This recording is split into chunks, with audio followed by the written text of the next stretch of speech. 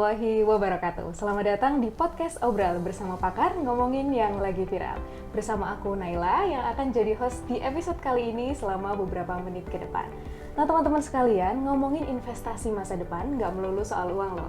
Kesehatan juga menjadi aspek yang sangat penting untuk kita jaga supaya kita dapat berjaya nanti di masa tua.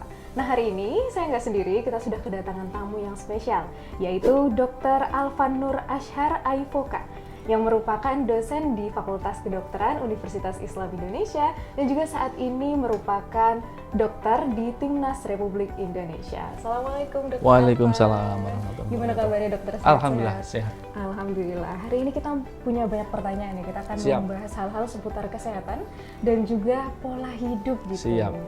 Nah ini sudah ada beberapa pertanyaan Dokter. Kita langsung aja mungkin. Siap. Oke. Nah pertanyaan pertama nih Dokter ya.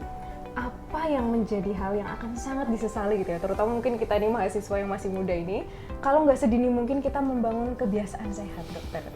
Oke, siap. Terima kasih sebelumnya. Pertanyaannya menarik. Langsung to the point ya. Jadi, kuliah, bekerja, terus kemudian paripurna. Purna ya, selesai. Apa sih yang diharapkan dari kuliah untuk bisa nanti cari kerja secara sederhana? Di dalam kita bekerja, apa yang dicari? Uang, kesuksesan. Uang, kesuksesan. Setelah itu, uangnya buat apa? Buat membahagiakan diri, terus keluarga. Oke. Mungkin untuk pensiun. Senang-senang, pergi umroh, pergi haji, jalan-jalan ke luar negeri. Benar? Masya Allah, ya. Bagaimana kalau itu tadi yang sudah direncanakan dan harus bahagia, kemudian uangnya larinya hanya untuk berobat, rawat jalan, rawat inap, bagaimana? Waduh, habis ya kalau uangnya dilari ke sana.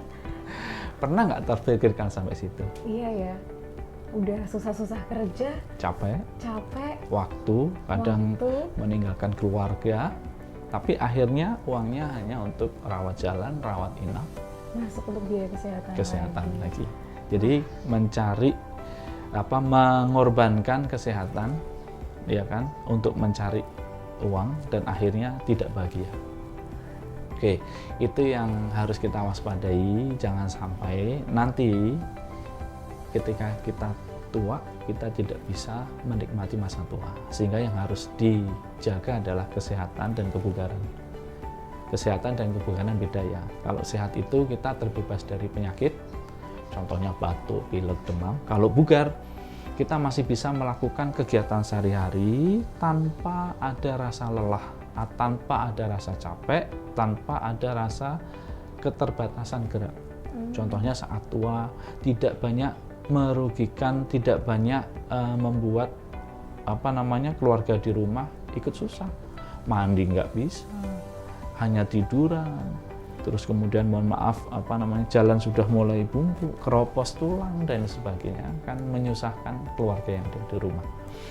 Sehingga jangan sampai menyesal, jaga kesehatan mulai dari sekarang, lebih baik mencegah daripada mengobati. Betul itu ya teman-teman, apa yang harus kita jaga mulai sekarang supaya nggak menyesal nantinya, kesehatan dan juga kebugaran. Nah tadi kita kan ngomongin yang lagi viral nih ya Pak Dokter di di podcast kali ini. Nah sekarang tuh ada tren gitu ya, atau sebutan remaja jompo. Nah itu wajar nggak sih, dan gimana penjelasannya kalau dari sisi medis, kok anak-anak muda ini pada menua gitu sebelum waktu? Iya, betul, menarik sekali. Jadi ada penelitian di tahun 2018 itu penyakit tidak menular. Penyakit tidak menular itu mulai meningkat atau kita sebut dengan penyakit degeneratif kronik. Contohnya hipertensi, obesitas, diabetes mellitus gula, osteoporosis, penyakit jantung koroner itu meningkat untuk usia muda. Kalau dulu mungkin itu di usia tua ya, 70 tahun ke atas. Kalau sekarang usia muda, kepala 3, kepala 2, hati-hati. Kenapa? Era di sekarang kan mudah ya, digitalisasi ya.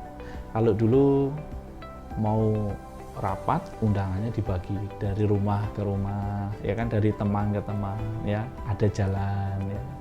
Nyari kendaraan tumpangan harus jalan dulu, ya kan. Kalau sekarang tinggal dari HP.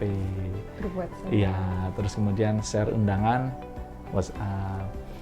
Kalau dulu mau ke lantai 1 ke lantai 4 naik tangga, sekarang udah ada Lift. jadi aktivitas fisik menurun, sehingga apa yang kita makan, energinya, kalorinya itu akhirnya banyak yang menumpuk di badan, lalu kemudian tidak kemudian dikeluarkan lagi dari hasil aktivitas, sehingga apa, menumpuk, gula menumpuk, kolesterol menumpuk, akhirnya jadilah penyakit-penyakit tadi di usia muda, ya tadi jadinya jumbo atau menua saat muda. Seperti itu, sehingga apa, kembali lagi uangnya Larinya untuk biaya kesehatan. biaya kesehatan. Gitu ya, ternyata memang ada nih penjelasannya, dan trennya memang penyakit degeneratif itu meningkat ya akhir-akhir ini karena mobilitasnya berkurang, aktivitas fisik juga berkurang. Nah kalau misalnya ya dokter ya, sehari-hari tuh sibuk banget, udah banyak tugas, banyak deadline, harus di depan laptop terus kan, akhirnya nggak bisa olahraga nih. Nah kira-kira gimana nih olahraga untuk orang yang sibuk gitu? Oke, jadi tidak ada alasan untuk tidak olahraga. Jadi ada yang namanya peresepan olahraga itu ada. Kalau saya sebut obah itu obat, bergerak itu obat. Kalau bahasa ada sumber American College of Sports Medicine itu berbicaranya exercise is medicine. Tapi kalau kita bahasakan di bahasa Universitas Islam Indonesia di Yogyakarta itu bahasanya obah adalah obat. Bergerak. Nah, ini persepannya bagaimana? Jadi melakukan olahraga itu ada dosisnya. Kalau di luar dosis, itulah yang terjadi. Goes, pulang meninggal. Futsal, habis itu mandi meninggal, nyalahin mandinya, ya kan? Terus kemudian bulu tangkis, pulang meninggal. Ini yang terjadi sekarang. Karena dia melakukan aktivitas di luar dari dosis. Maksudnya apa? Olahraga itu kena 2 titik. Satu kena titik jantung, satu kena titik otot. Olahraga untuk jantung atau kardio itu dilakukan seminggu. Itu untuk yang intensitas menengah ke bawah itu dilakukan cukup 5 kali dalam 1 minggu. Melakukan minimal 30 menit. Oke, pilihannya kalau kardio itu atau kita sebut aerobik itu pilihannya mau jogging boleh, berlari boleh, swimming berenang boleh, ya bersepeda boleh, ya. Nanti kan bisa pakai fun exercise ya, olahraga ini contohnya pakai seperti outbound, itu kan senang, kita nggak kerasa kalori yang terbuang banyak. Lalu kemudian dilakukan dengan dosis, nanti saya ceritakan ada itu cara rumusnya ya. Usia 220 dikurangi usia, kemudian dikalikan dengan heart rate-nya mau kena di berapa. Lalu yang kedua, kena titik otot. Ya, tidak harus kita olahraga biar badan kita kotak-kotak. Nggak harus ya. Yang jelas adalah agar otot itu tetap terjaga kekuatannya, kemudian mitokondrianya atau dapur energinya banyak, sehingga besok saat kita tua itu kita tidak jadi kemudian ototnya lemah, mandi nggak bisa, jalan nggak bisa, bangun dari bed nggak bisa, sehingga menyusahkan yang sekeliling kita. Juga sebagai preventif penyakit osteoporosis, keropos tulang. Nah, inilah tadi kaitannya dengan jumbo saat muda. Nah, ketika seseorang melakukan olahraga sesuai dengan dosisnya, maka penyakit degeneratif kronis, penyakit tidak menular itu bisa dicegah. Nah, cuma ini malas mager. Dok, kalau tadi olahraga kardio, saya mau ini dok, pagi saya sibuk. Boleh kok 30 menit dibagi 15 menit pagi, 15 menit sore, boleh. Ya, pilihannya apa? Ini mau diselingi kayak bulu tangkis, monggo. Mau sepak bola, monggo. Ya kan? Terus dok, kalau kita nggak suka olahraga itu, ya sudah jalan. Terus gimana dok ya? Gampang.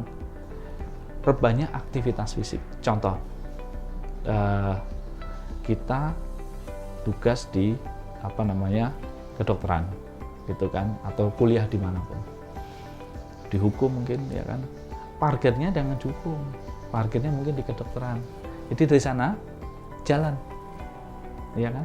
Sehingga jalan kan termasuk salah satu olahraga kardio. Bawa tas laptop, olahraga untuk otot, pembebanan, itu sudah dapat. Tapi kalau parkirnya dekat dari kampus, jalan, kena lift, sampai, ya kan? Usahakan lagi, kalau di kampus ada tangga, naik tangga.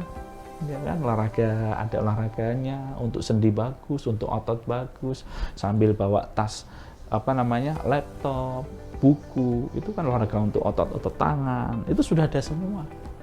Ya, lalu kemudian telepon dengan berdiri, itu kalori yang keluar lebih banyak daripada kita duduk. Ya, itu banyak sekali. Terus di perpustakaan, ya, kalau di kedokteran itu yang pegawai perpustakaan kami edukasi. Biasanya kan ada troli itu, buku dimasukin troli jalan, jangan diangkat. 2 buku, 3 buku, 4 buku, itu sudah olahraga untuk otot sambil jalan. Pasang, ambil lagi, itu bisa dilakukan. Aktivitas fisik yang lainnya apa? Bersih-bersih, nyapu, ngepel, nyuci, manual, itu sudah mengeluarkan kalori. Jadi tidak ada hal yang kemudian membatasi untuk mengurangi aktivitas fisik. Tinggal kita mau nggak. Semakin kita mager, ya sudah, berarti kita makan sudah banyak, kalori tidak terbuang, terdeposit jadi gula, terdeposit jadi kolesterol, ya, nanti jadi kolesterol jahat, katakanlah begitu, sehingga menyumbat aliran darah dan jadi penyakit-penyakit yang lain. Nah, seperti itu. Berarti sesibuk apapun itu nggak boleh ya jadi alasan boleh. kita Sempatkan. Nanti kalau sudah sempat, jadi olahraga itu ada efek keluar hormon dari tubuh namanya endorfin. Jadi endorfin ini yang membuat tubuh itu jadi rileks, jadi bahagia, dan jadi kecanduan dalam hal yang positif. Setelah melakukan lama-lama, enak buat tubuh. Ya kan, apalagi mahasiswa ini tugasnya banyak. Kalau dia tidak bugar, maka dia tidak bisa melakukan aktivitas kuliah dari pagi sampai sore, ngerjain tugas. Udah ngantuk, udah lelah, pengennya tidur, tidak produktif. Nah, itu salah satu hal untuk meningkatkan kebugaran, caranya selinginlah olahraga. Gitu ya, jadi sekarang ini soal pinter-pinter gimana kita mau nyelingin olahraga di aktivitas kita supaya kita tetap bugar dan kuat gitu untuk melakukan banyak aktivitas. Nah, kalau misalnya nih dokter ya, seringkali kita nih besok aku mau olahraga, udah ada niatnya nih, semangat banget tuh, tapi habis olahraga tuh langsung pegel-pegel dokter tuh biasanya tuh kan lututnya pegel atau apanya tuh pegel kan habis aktivitas karena sebelumnya mungkin nggak biasa. Nah, itu gimana tuh dokter? Oke, itu hal yang wajar. Kita sebut dengan DOMS, Delay Onset Muscle Soreness. Jadi ketika kita olahraga, maka tubuh itu akan merusak otot-otot yang tua. Serabut-serabut otot yang rusak, yang sudah tua itu dirusak jadi yang baru, yang kuat, mitokondrianya lebih banyak, dapur energinya lebih banyak, sehingga kita akan energik. Kemudian dalam olahraga itu ada 3 komponen yang harus dipenuhi. 1, harus ada pemanasan. Pemanasan itu menyiapkan jantungnya dulu, menyiapkan ototnya dulu untuk nanti menyesuaikan dengan jenis olahraganya. Setelah siap, baru masuk latihan inti yang tadi, yang mungkin langsung main bola, bulu tangkis, basket, lari, berenang. Setelah selesai, jangan lupa akhiri dengan pendinginan, cooling down. Ototnya samanya diregangkan, ditarik lagi, sehingga mengurangi rasa yang besok paginya ada rasa pegal-pegal, nyeri. Nah, itu yang sering salah. Jadi langsung di lapangan, pegang bola, main bola. Di lapangan, basket, langsung main. Bulu tangkis, nggak boleh, hati-hati. Kenapa? Bisa-bisa jantungnya belum siap, hati-hati bisa kena sudden cardiac arrest, serangan jantung. Atau kemudian kelelahan karena jantungnya belum siap. Jadi harus ibarat kalau kita akan bangun pagi mau pakai mobil motor, dipanasin nggak? Iya, Panasin dulu, disiapin dulu. Lalu kemudian ototnya disiapin, ya, jantungnya siapin untuk menghindari dari cedera. Kalau cedera repot lagi kan. Ya, itu jadi harus disiapin dulu pemanasan, baru masuk latihan inti, baru masuk ke pendinginan. Udah, besoknya bagiannya fresh. Tapi kalau masih ada pegel, udahlah, nggak usah minum obat. Caranya mudah, murah. Apa? Kompres es. Ya, dingin. Jadi jangan salah ya, jangan dikasih yang anget-anget, panas, balsem, jangan. Kasih dingin. Karena fungsi dingin ini bisa untuk menekan peradangan. Nah, jadi kalau kita pegel itu sebenarnya peradangan ya. Jadi kompres es mudah. Tempat mana yang pegel? Kompres. Makanya kalau sering lihat di televisi, ada pemain, atlet itu habis olahraga dia masuk ke ini ya, bug es. es. Nah, itu salah satunya Meredam. untuk recovery lebih cepat dan mengurangi peradangan atau inflamasi.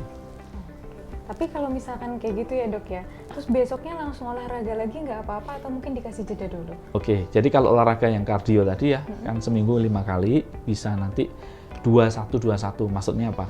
Contohnya ya, hari Senin kardio, Selasa kardio atau aerobik, terus Rabu istirahat untuk recovery ya, regenerasi sel yang baru, kemudian nanti Kamis lagi. Jumat lagi nggak apa-apa, Sabtu istirahat atau Minggu istirahat, itu boleh. Tapi kalau yang olahraga untuk resisten otot, untuk pembentukan otot atau penguatan otot, itu seminggu cukup 2 atau 3 kali dengan hari yang tidak boleh berurutan. Contohnya Senin, ya kita bisa olahraga otot itu bisa dengan ini ya, tidak harus di tempat gym yang dengan alat-alat berat. Ya kita bisa pakai berat tubuh kita, push up, sit up, ya kemudian pakai karet, itu bisa ya. Itu hari Senin, hari Selasa libur, Rabu mulai lagi, Kamis libur, Jumat.